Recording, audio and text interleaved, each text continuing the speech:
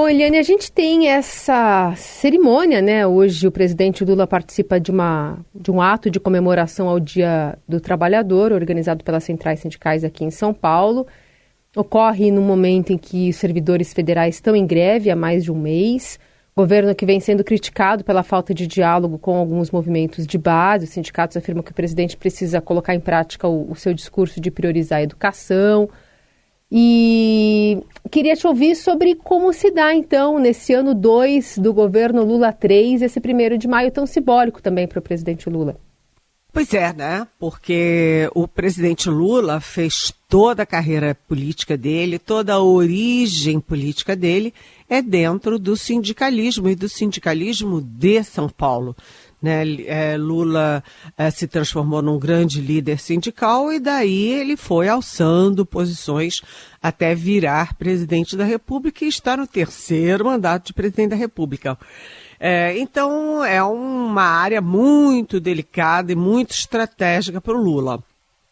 O Lula está em São Paulo, né? Ele vai se reunir com as centrais sindicais, é um grande momento agora. O que ele vai oferecer e o que vão cobrar, né?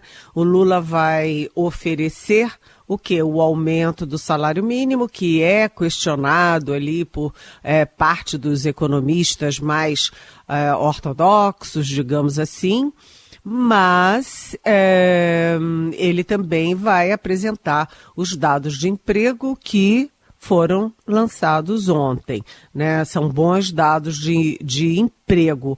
Mas, do outro lado, né, Carolina, você mesmo lembrou que as categorias do funcionalismo, os servidores estão em greve há mais de um mês, algumas categorias. Você tem aí a greve dos professores, você tem o setor público, né, o funcionalismo, num momento de muita cobrança contra o governo. E cobrança, inclusive, de políticas, né? Para onde que o governo está indo, o que o governo quer. É um 1º de maio meio atípico, porque não tem novidades, não tem nenhum anúncio, vamos dizer assim, nenhum presente do presidente, né, que vive aí em guerra contra o equilíbrio fiscal, tem que aumentar a arrecadação, não está cumprindo o déficit zero, etc. E sem os 2 principais governantes de São Paulo, nem o governador Tarcísio Gomes de Freitas, que andou para lá e para cá com o ex-presidente Bolsonaro aí no AgriShow, né, e nos eventos paralelos de Bolsonaro em relação ao AgriShow, nem o prefeito Ricardo Nunes, da capital, que, enfim, está concorrendo contra o candidato do Lula, que é o Guilherme Boulos, do PSOL, nas eleições municipais. Então, é um 1º de maio bastante atípico e a gente deve estar imaginando o nível de tensão lá do Lula, como é que vai ser, como é que não vai ser. Agora, o Lula é bom de palanque, o Lula é bom de papo, ele está num ambiente que não é hostil, muito pelo contrário, é um ambiente acolhedor. E ele vai levar ministros também, né? Vai levar o ministro do Trabalho, vai levar o Geraldo Alckmin do Desenvolvimento, que foi governador várias vezes de São Paulo. Vamos ver como é que fica esse equilíbrio do 1º de maio entre os aplausos e as cobranças ao presidente, que é do Partido dos Trabalhadores, né? Lembro muito de cobrir o 1º de maio na missa que ele participava lá em São Bernardo, né, Eliane? Que ele sempre ia, mesmo na presidência ou não, ele sempre fazia questão de celebrar essa data, até pela relação realmente histórica, né, com o partido. Vamos falar sobre mercado de trabalho. Está aquecido, está elevando a pressão sobre o Copom, mas pensando nesses dados positivos, o que esse índice de emprego no 1º trimestre de 7,9% nos diz sobre o panorama do país nesse setor?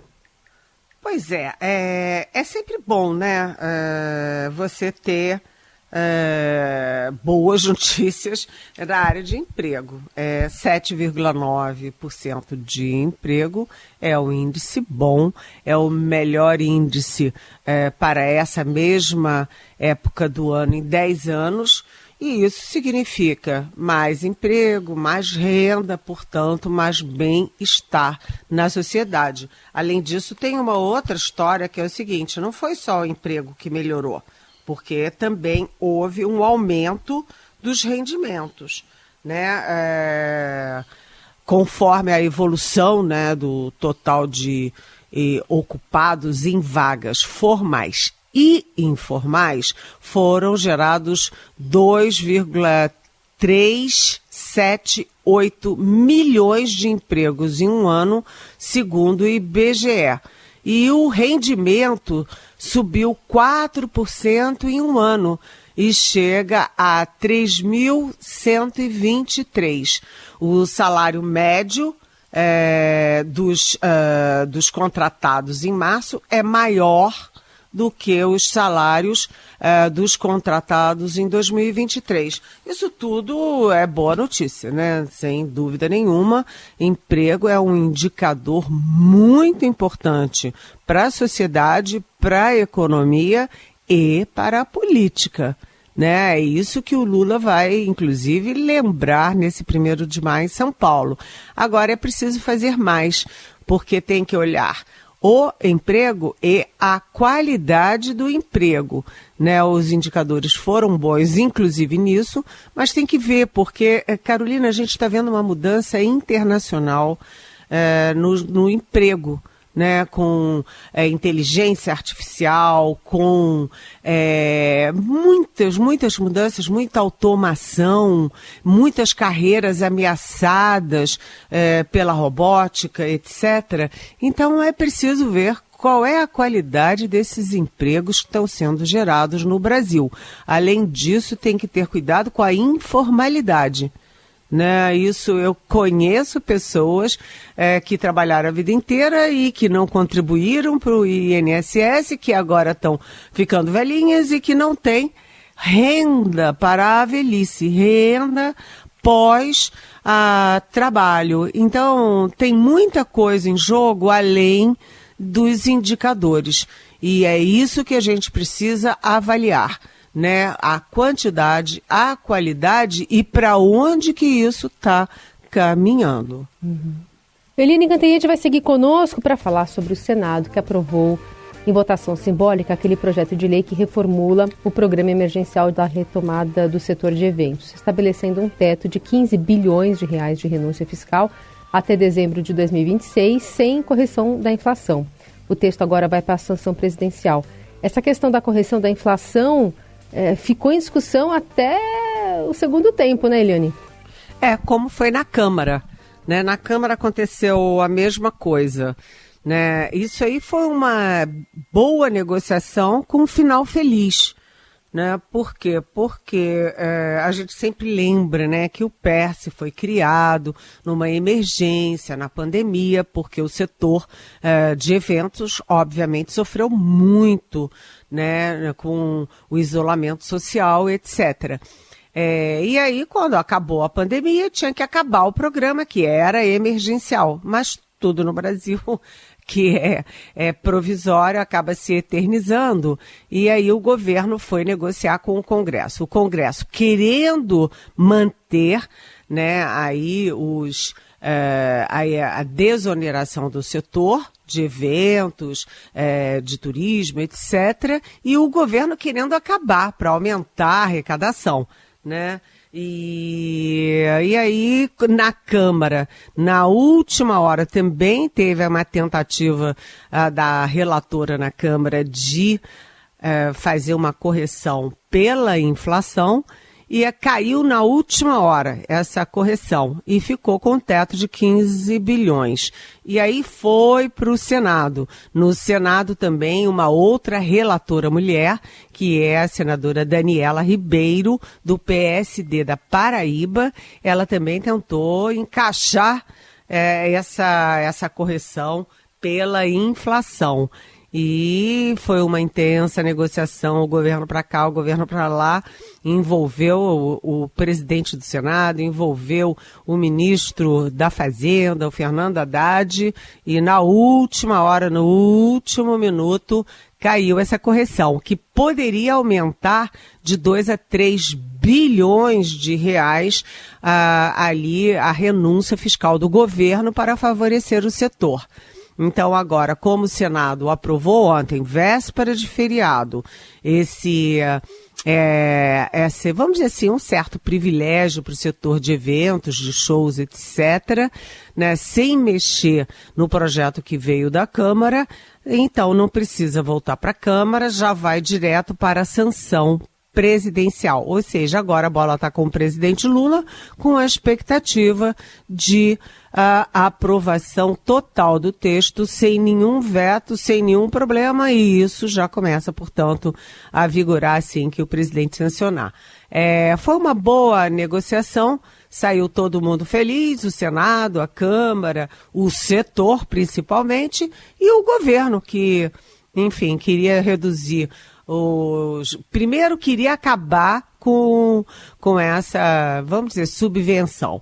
Segundo, queria, como não ia dar jeito, ia reduzir de 40 para 7 setores, teve que engolir de 40 para 30, manteve 30.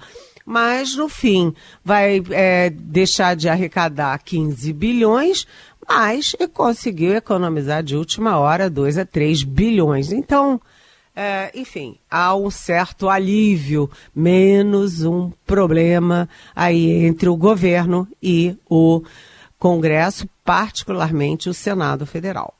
E aí o DPVAT acabou ficando para a semana que vem, né, Eliane? Acabou ficando para a semana que vem e é outra votação muito importante, que eu sempre falo aqui, porque o DPVAT vai aumentar a arrecadação em 15 bilhões.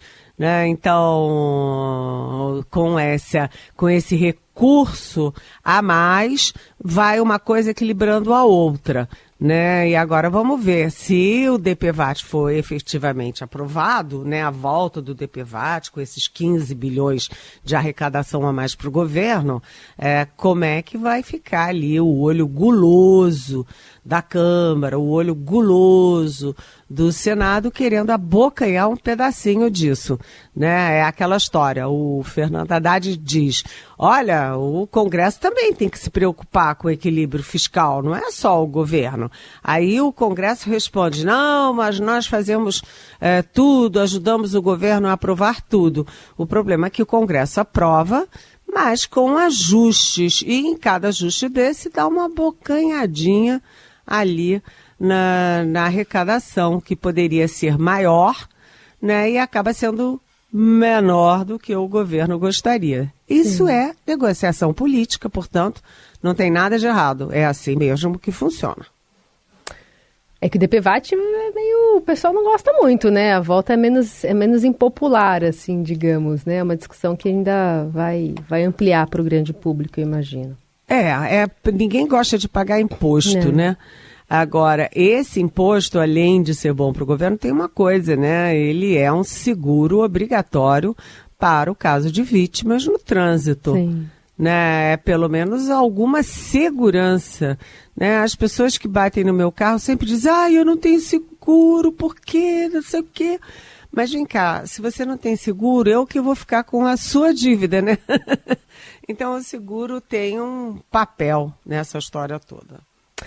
Eliane, o TSE suspendeu o julgamento que pode cassar o senador Jorge Seife e determinou novas diligências no caso. O bolsonarista é acusado de ter cometido abuso de poder econômico na campanha de 22.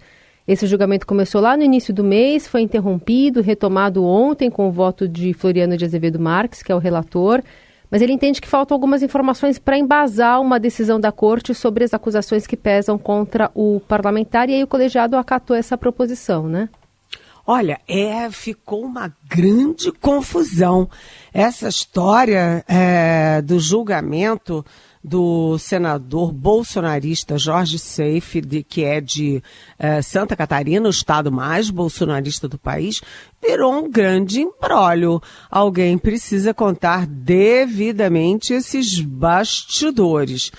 Primeiro, o Seif é acusado de ter usado na campanha dele ao Senado 2 aviões, helicópteros, a estrutura, os funcionários, os recursos, tudo daquela varejista van do Luciano Hang, que se vestia todo de verde, que era o empresário mais bolsonarista do país, pelo menos considerado assim, né? Então ele ficou, o Seif ficou sendo julgado 11 meses no Tribunal Regional Eleitoral de Santa Catarina, 11 meses, hein? E aí ele foi absolvido por unanimidade no Tribunal Regional Eleitoral de Santa Catarina, que é esse estado que eu acabei de dizer que é o estado mais bolsonarista do país. Aí ele foi absolvido, o caso veio para o TSE. E no TSE está muito estranha essa história. Muito estranha por quê, Carolina? Porque o relator, que você já citou, Floriano de Azevedo Marques, voltou, foi de novo, e ninguém está entendendo o que está acontecendo. Por quê? O Floriano de Azevedo Marques fez primeiro, no início de abril, um parecer, ele que é o relator, né, fez um parecer condenando o Jorge Seif. Então fez um parecer condenando, aberto, todo mundo soube que ele fez um parecer a favor da cassação de mandato do Seif. Aí agora, na reta final, ele fez um outro parecer, né, botou no envelope lacrado, mandou para cada um dos outros ministros um envelope lacrado com um voto oposto pela absolvição do Jorge Seif. Aí ficou uma coisa meio estranha, mas ele tinha pedido a cassação, agora pede a absolvição, que é o oposto, e aí, para chegar no meio termo, ele faz o seguinte, olha, então precisamos de mais provas. Ou seja, o que o relator Floriano de Azevedo Marques fez? Empurrou com a barriga. Isso soa, né? Isso parece, a percepção geral é de que há muitas pressões e contra-pressões no TSE, inclusive do governador de São Paulo, Tarcísio Gomes de Freitas, que é alinhado com o bolsonarismo e que está muito próximo de ministros do Supremo e do TSE. Né? Então tem um jogo político de empurra-empurra que deixa todo mundo com uma pulga atrás da orelha, né, Carolina? Bom, Eliane, tem uma pergunta do ouvinte Humberto que escreve para cá, a partir até desse noticiário do Rio Grande do Sul, né, sobre as chuvas. Foram mais de 300 milímetros de chuvas acumuladas em menos de 24 horas, o suficiente para deixar 8 mortos, 11 feridos. Foram quase 4 mil pessoas afetadas, dessas 151 estão em abrigos e 95 desalojados. São 104 cidades que registraram problemas em razão dos temporais, regiões mais atingidas, metropolitana de Porto Alegre, Vales, Central, Serra e Sul. E aí Humberto questiona uma publicação nas redes sociais que a gente até veiculou um pouquinho mais cedo, de uma conversa com o governador Eduardo Leite, ao telefone com o presidente Lula. E aí ele quer saber, Eliane, você como uma boa leitora do mise-en-scène da política, o que quis mostrar ao governador Eduardo Leite naquela publicação que liga para Lula pedindo ajuda para as chuvas no Rio Grande do Sul? Achei meio forçado. Tem algum interesse eleitoral? Um abraço. Oi, Humberto. É muito difícil você ter uma conclusão sobre isso. Por quê? Porque efetivamente há uma tragédia no Rio Grande do Sul. 8 mortos, né? Tanta gente desabrigada. Você sabe, Humberto, que eu ontem vi uma imagem, sabe, um vídeo que é, assim, muito chocante. A prefeita de uma dessas cidades estava de guarda-chuva ali no meio da lama, fazendo uma postagem sobre a tragédia que estava acontecendo e atrás dela tinha uma ponte. E a enxurrada, quando ela estava terminando, a enxurrada levou a ponte inteira. Então, realmente, existe um fato concreto e o governador do Rio Grande do Sul tem um fato concreto para pedir ajuda federal. Do outro lado, sim, pode ser interpretado como ali uma jogada política, né? Ele fazendo esse apelo para o Lula, mas, sinceramente, se foi apelo ou não, o fato é o seguinte: o governo federal tem que ajudar, a situação é muito grave e tem muita gente, muitas famílias precisando de ajuda. Então, não sei. Né, pode até ter um impulso eleitoral, um impulso ali meio populista e tal, mas o fato é que, objetivamente, o Estado está precisando da ajuda do governo federal. Humberto. Boa. 9h28. Aí Ayrton Senna na metade da última volta. Ele já viu a câmera posicionada e fez um sinal de verde vitória. De amarelo em todo o circuito, ele dá um tchauzinho para a câmera. Últimas curvas para Ayrton Senna. Ele vem pela subida. Mihail Ridazzi aguarda com a bandeira quadriculada. Aí vem Senna na reta. É o final da prova. Ayrton Senna na ponta dos dedos. Ayrton, Ayrton, Ayrton!